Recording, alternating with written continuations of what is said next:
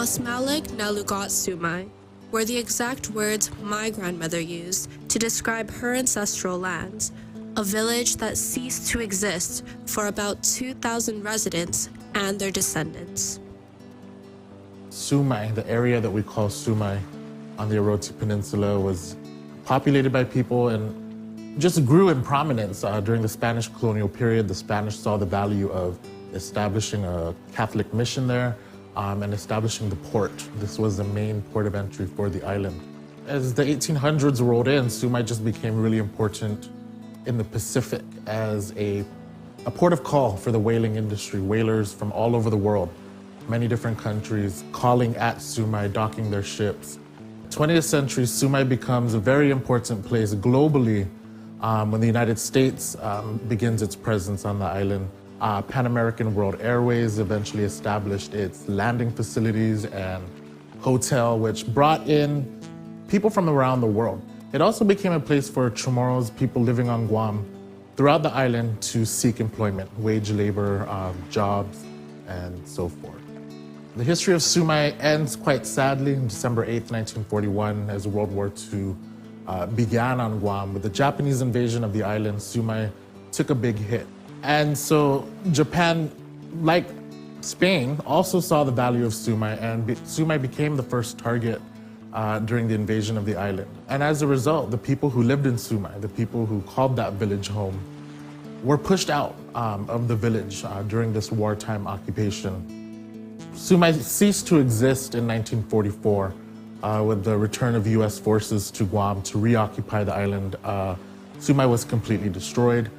The decision by the US Navy was to completely flatten Sumay and establish what we know today as the Naval Station Guam. And as an afterthought, the people of Sumay became displaced from their village.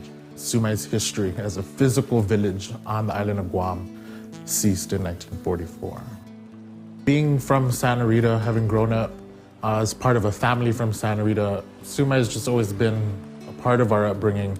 My grandmothers talked about it on a daily basis. Sumay and its history, the important role that Sumay played for Guam, the experience of its people having been pushed out of their ancestral village, having their lands taken away without compensation, without adequate compensation.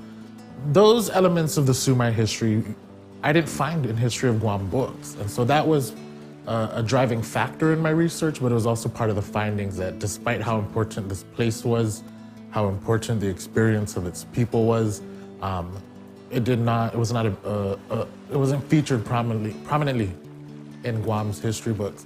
Another one of my findings was that although Sumay had disappeared physically from the maps of Guam, although Sumay was now a military base, Sumay was very much alive in the consciousness, in the minds of the people who continue to share a connection. Sumay, for these people, it was a part of their identity, and it was a part of the identity that they wanted their children, their grandchildren, and so forth to have, even though it was not physically there anymore. And one of the things I found was that it was very much a strong presence in the lives and the identities of everybody who we could call descendants of Sumay. I would encounter 20-year-olds, 30-year-olds, young people here on Guam who have never been to Sumay as it existed before it was destroyed, yet they would tell me, I am Tauto Sumay. My family is from Sumay. So very much still connected to this place and connected to other people who shared that identity. It was rooting themselves in Sumay. Well, you know, Back to Sumay is an annual event that has been hosted by several individuals that tries to bring the people of Sumay who are still alive today, bring them back to Sumay with their younger generations to get them to reconnect with this place of Sumay. Recently, there were efforts to revitalize the church and to build some new facilities to accommodate the growing community. And there was talk of a need to fundraise. And we decided that a book that would commemorate the history of Sumay, celebrate the history of Santa Rita being built by the people of Sumay, would be an appropriate way to raise funds and to continue to support the church in Santa Rita as just one vehicle through which the memory of Sumay could live. One of my mentors told me once before that we need to focus our efforts on seemingly ordinary people who have extraordinary stories to tell. And I think that really captures the people of Sumay and what they've been through and their legacy. For the younger generations today, I think that we need to accept our role as stewards, our obligation to protect these stories and do whatever we can to continue to tell them. Because if we do that, these stories will not die.